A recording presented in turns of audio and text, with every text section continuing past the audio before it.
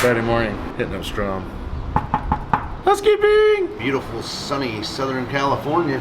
Getting ready to get our breakfast in us. This guy gets off the shitter. We're 15 minutes late. He should be ready. Is that the right door? Yeah, it's the right door. I think it's the right door. Are you second guessing your door? Oh, yeah, he must. Hey, where are you at? I'm in the eating area. Oh, the eating area. Yeah, we're Okay. at your door. Oh, yeah. Yeah. No, we're down. It's on the second floor here. Yeah, well, we know where that's at. Yeah, we'll see you there.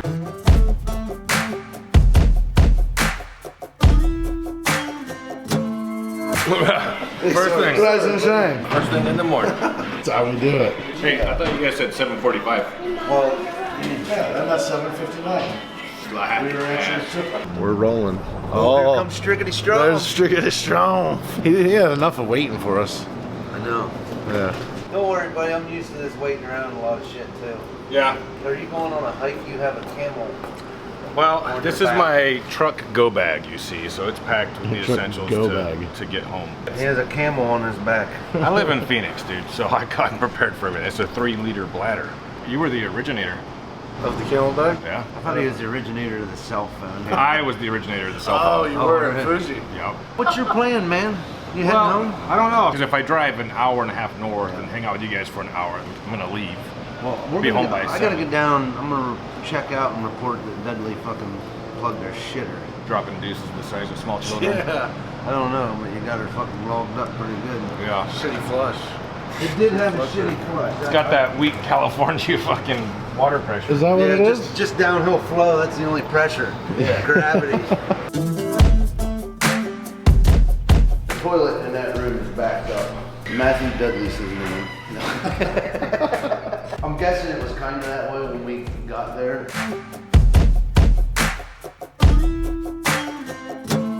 Yeah, get her from the front. It'd show everybody just Strom's beautiful motherfucking truck.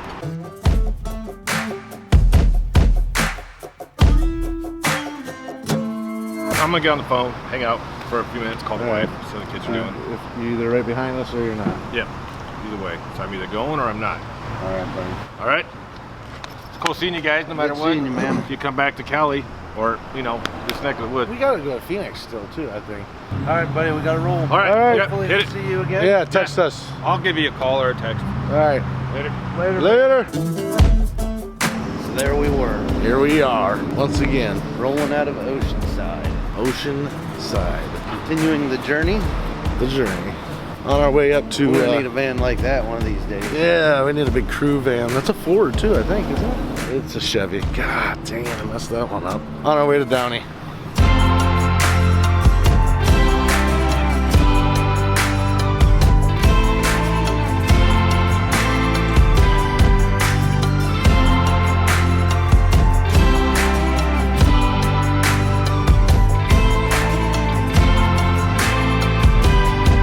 We got a little bit of traffic coming up here. Yeah, that's what they were rerouting us around. No, yeah, we're still on the 5. Okay, good. So we're getting into that little bit of LA traffic everybody's talked so much about. Listen, we don't really want to experience it. Like, No, if I it's don't that think we bad. do, but we've heard a lot about it and we haven't. I think Yeah. you remember when we went into Atlanta, how it was like Yeah. 5, 6, 8. How many lanes was it? A bunch. It was a lot, and it was like solid traffic for miles. Right. I think that's what this is all about. That Los Yeah. Angeles is so spread out that it's just thick traffic for like 50 miles if you want to Well, drive they it. get into that solid. No, they do get in that solid, just deadlock Yeah, stuff too, which that is rush hour and that sort right of where shit. it's just stopped. You know. Wasn't that Elon Musk fella gonna do like a tunnel or some shit underground for? Yeah, he did do one. Yeah, they gotta figure something out here, I guess. I mean, for whatever reason, people This want to isn't bad. keep coming here Right. and populating this tax-rich state. They're tax-rich, dude. People want it. People cannot wait to come here and pay higher taxes for everything. Right. Yeah, look at there's a fucking what's it One called? of them convertible trucks. No, isn't that the HHR fucking The Homo Hot Homo Rod. Hot Rod? Yeah, that's what you called it. Where the hell are we? 35 miles. How We're about gonna be it? there. We're gonna be there at 10 till. Where are we at on there? There's no way we're gonna be there early. Oh, my back's sore already. No, not mine. I feel all right. See, I got more lumbar, but it makes my gut bigger. Oh, is that right? Yeah. That's what makes your gut bigger? Well, I mean, straight pushing. It's like pushing in the back side of my gut. All right. From the back to the front. We didn't do any like up brief, did we? We're gonna up brief right now. Or when you say up brief, that means pre-brief, right? Or brief before. Right, pre-brief. Or first brief of the day. Right. Oh. So we rolled around in the bed a little bit, Matt and I. 2 separate beds. Oh, okay. So yeah, it wasn't the same one. Yeah. Tonight will be the same one. Oh, that's right. We are shacking our king suite. We are shacking which up is going to be fucking kind of weird. But Adam Strom drove in from Phoenix to surprise us last night. Completely surprised. Yep. He ended up staying at the same hotel as us. So this morning we went down for breakfast, got all our shit together, and said our goodbyes. Strom might actually come up to Downey, which is where we're heading now. Heading into Bastards Canteen. Owned and operated by Nick Velez. We got to be there by 11 o'clock. And it looks like we might be 10 minutes early. Which I don't think you should say that. I have to say it. I have to say it. We're never fucking early for anything, unless it's accidental. On a side note, I'd love to talk about the gear issue right now. I woke up this morning to get my laptop all in order, and it just completely has a mind of its own. So shit's just popping up all over the screen. I can't move the mouse around, so I just spent, I don't know, the last 20 minutes on the phone with Apple trying to get them to comp me a free laptop for the cause. Didn't happen. So I'm without a laptop. The only good thing is that it's a short trip. Like I said, buddy, I gotta fucking take my mowers to the shop all the time. Yeah. It happens. No, I know, I get it. When you use something a lot and you use it hard, shit breaks. Right. If it's not one thing, it's the other. Man, the production, man, it's grueling. I guess as Marines, you just push on through, adapt and overcome, and that's what we're doing. What you gotta do? The part that we're trying to shoot for is to get Matt out of production. Yeah, that's the part we're trying to shoot for. We'll see what we can do about that. Yeah, we're working on it. We're working on it.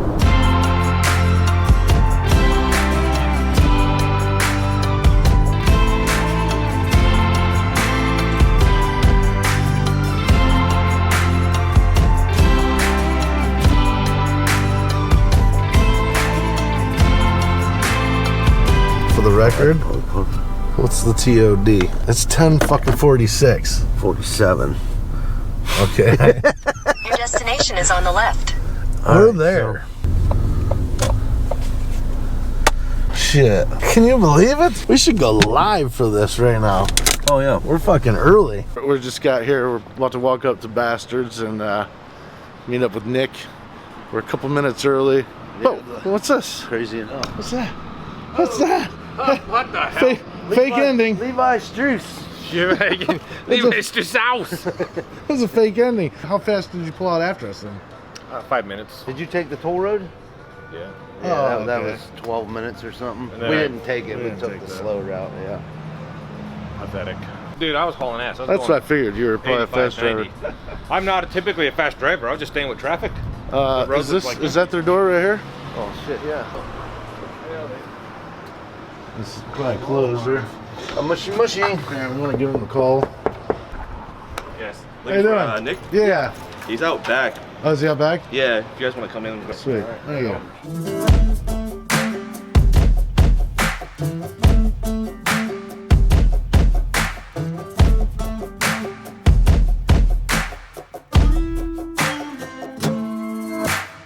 I'm Mike. Hey, I'm Lalo. Hey, how's it going, man? Lalo. Hey. Nice to meet you. Lalo, man. How's it going? Nick is coming right now.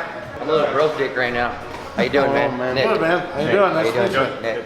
Yeah, I threw on my back the other fucking 2 days ago. What were you doing? Fucking rolling around, jiu-jitsu and shit. As long as it wasn't yoga. Yeah, right? That dude last night broke his foot doing yoga. Oh, yeah. His foot was all swelled up. Yeah. My name is Nick Velez. I was with 2-4, 2nd Battalion, 4th Marines, the Magnificent Bastards.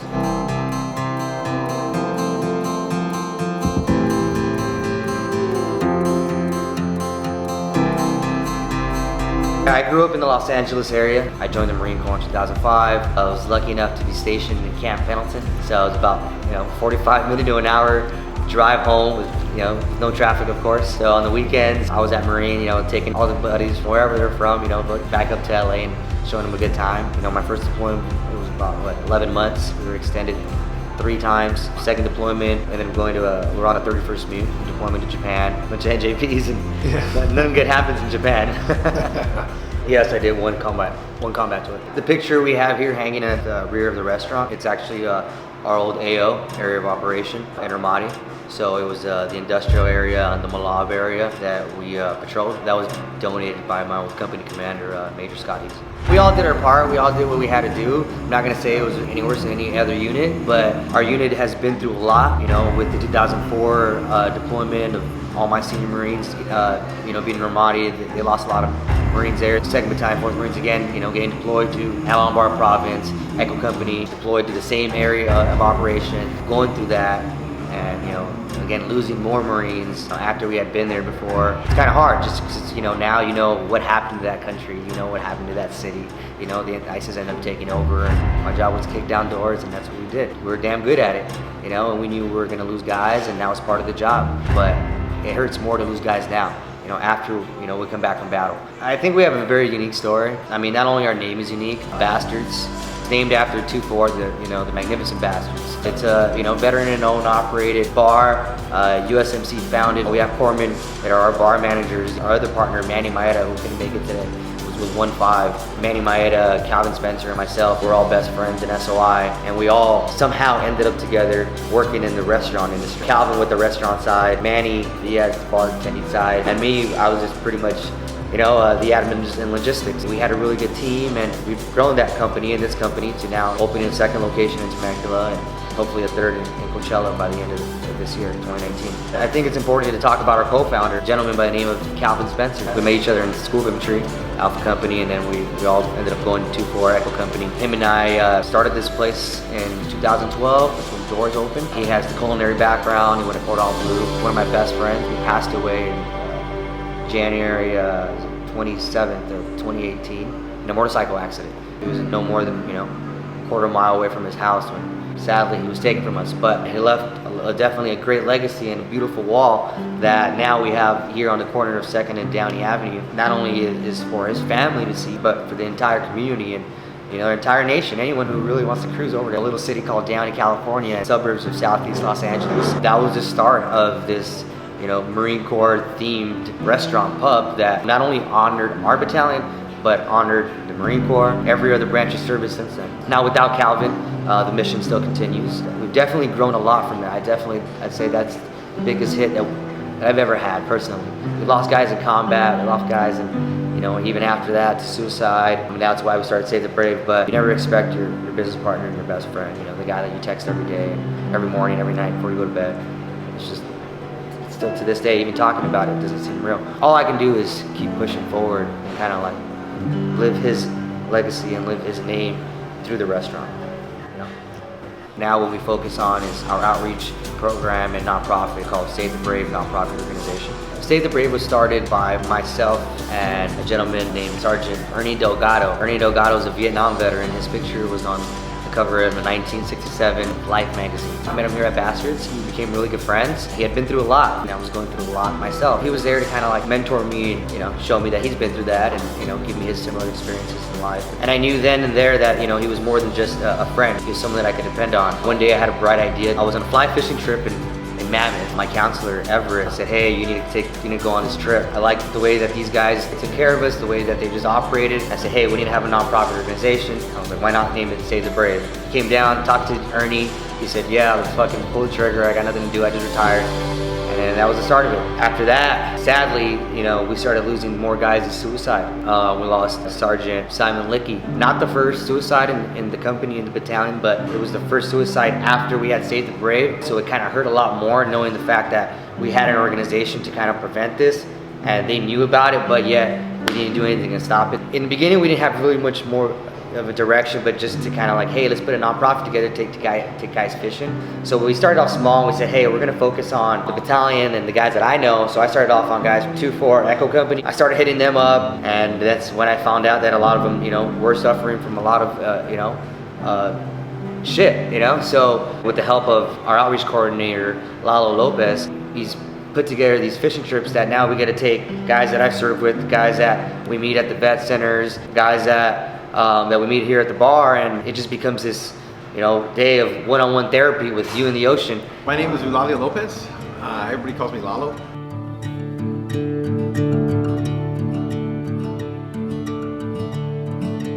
If it's Lalo, it's Doc Lalo, you know, it's Doc. I love the term, and I love being called a foreman, but I just wanted to be me. I'd be there for my guys. I joined the Navy in 1997. I didn't want to become a foreman. It's a crazy thing how I even joined. My dad said, you know what, you're not going to come home tonight until you bring me something saying that you signed up for one of the services. So he like dropped me off at the recruiting station. Me being the kid I was, knocked on the first door, was the Air Force door. They were out to lunch. Went to the next one, the Army. Yeah, they weren't me. Went to the Marine Corps. I got into a little trouble. I was on probation, so they said, no, we can't get you a waiver. The Navy guy said, hey, come here. Kind of convinced me. He said, hey, you like science? I said, yeah. He's like, ever thought about, you know, being a foreman? I said, what's that? Took that paper home. My mom and dad looked at me like, what did you do? I didn't think I was gonna do it, so 6 months later, I was in boot camp. The corpsman story's unique, man. We're like caught in between two cultures. We're born in the Navy, but we mature and kind of become, you know, that honorary Marine. For a true greenside corpsman, it is everything to put on those Marine Corps camis and represent yourself. And it's a unique thing that we get to share those experiences. Because I'm not a Marine, I'm a corpsman, I'm a sailor. But they brought me in to where I could, you know, safely say that I'm with them. I'm part of their unit. That brotherhood runs deep, and here at Bastards, you know, I get ribbed on, of course, come on, I'm a sailor, you know, it's part of it. But I know deep down inside, if something ever happened, I could stand behind one of them and they'll take a bullet for me. The same thing goes for us. It's that relationship. I got out in 2001, I stayed out for about a year. I looked at the TV, I saw those planes hit. I said to myself, I think we're in for a fight. And there I saw myself join the reserves. I couldn't say no. I was with Marines my entire time. Our unit, 514 was artillery unit, got turned into a military police company. We got route reconnaissance, we got route clearing, route escort all over Iraq in 05 and 06. So that's how I did my combat tour. It was a time in Iraq's history where the elections were going on. It was bloody. It was the height of using IEDs every day. You went out and you never knew if you were going to make it home. Some people did, some people didn't, and you know, we're here for those people's memory. A buddy of mine said, hey man, there's a Marine Corps bar down. I said, no fucking way. I grew up in Whittier. I came to Bastards, I got in here, I rolled up, and the power was out. And there was Calvin behind the bar. I said, hey, what's up, man? He said, hey, have a seat, your power's out, but hey man, I'll pour you a beer. Calvin poured me a G9. It was history from there. We just connected. And it was that connection of talking to him and then eventually talking to Nick that brought me in here. This was like the modern day VFW for a lot of local post 9/11 veterans. You're not stuck in a cave. You're out here talking to people. Even though it did get crowded in here a lot, it was a safe place because it was filled by vets. What more do you want in safety is it having nothing but veterans and Marines surround you? I could sit with my back to the door and know I'm safe. I couldn't do that anywhere else but Bastards. Nick asked me to come in, help him out. After Calvin passed, there was, you know what I mean, it was hard. It was a hard time for everybody at Bastards. I'm here, I enjoy it. We're doing outreach, we're doing event coordination. We've always said this is like the base. We launch everything out of all our outreach efforts come out of Bastards. When the time came, Nick asked me to join Save the Brave as the outreach coordinator, so I started doing that, and really that started a lot of reconnecting veterans and really getting me into that. Like, you know what, get some guys on a boat, I knew it helped me out so much.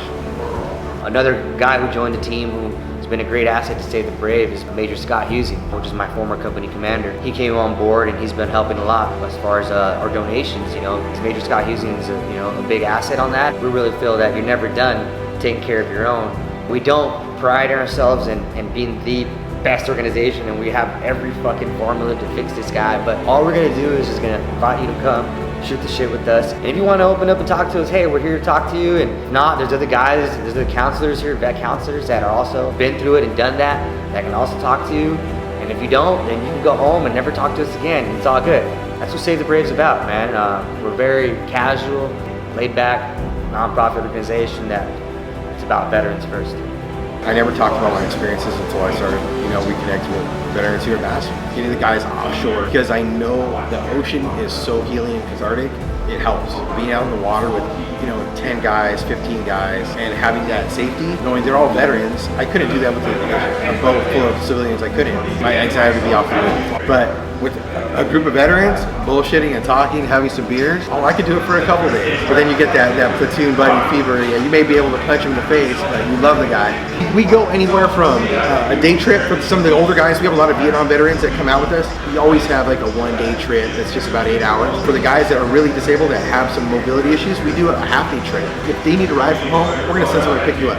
And we do our overnighter trip. We do 2 days to really get out there and to get those big fish. I think what you guys are doing, traveling around the country, going house to house, state to state, visiting your boys and the guys that you serve with, is something that maybe they don't know and they don't feel it at the time, but you've made a bigger impact on them that they've realized. And I mentioned before that there's veterans that are gonna go on our trips that maybe they're not gonna wanna open up to us there. And it's cool, I don't want them to. That seed's gonna be there and we just made an impact. So maybe they don't come back and they call us, but maybe they call their buddies and say, there's this cool fucking trip called Save the Brave and they go fishing all the time. Or like, hey, Matthew's going around, they're fucking filming everybody. You should give him a call, man. He's like, yeah, fuck yeah, I'll do that. And I guarantee that's happening. Because they don't know how good it is until they've got a taste of it. And that's the impact that you're leaving on each individual Marine and brother you've touched. So we really gotta get out there and phone call, a text, it goes a long fucking way, man. As long as they know that they have someone there, it helps, man. Talking and reconnecting helps those memories become just memories and not those negative emotions. And sometimes they're positive, but that reconnection, that's the most important thing, I think, in talking to someone. It's more than just saying that you're there for them, but you're more than there, you care. And they gotta hear that sometimes. Right. Enjoy Bastards while you're here, Yeah, oh, absolutely. What am I looking at? Look at the butter on the fucking bun. Look how well the bacon's cooked. The perfect amount of ketchup. The well-seasoned fries. The empty beer. Empty beer. Get out of here. These are the best fries I've ever had. This might be the best burger I've ever had. Bro, my butthole's so tight right now. I'm making diamonds. Your belt is so tight. No, my butthole. Oh! My body's so tense. Oh, because it's so good. Jesus himself Right. descended and made this burger. I mean, look at the butter. Oh, yeah. Stop. Oh my God.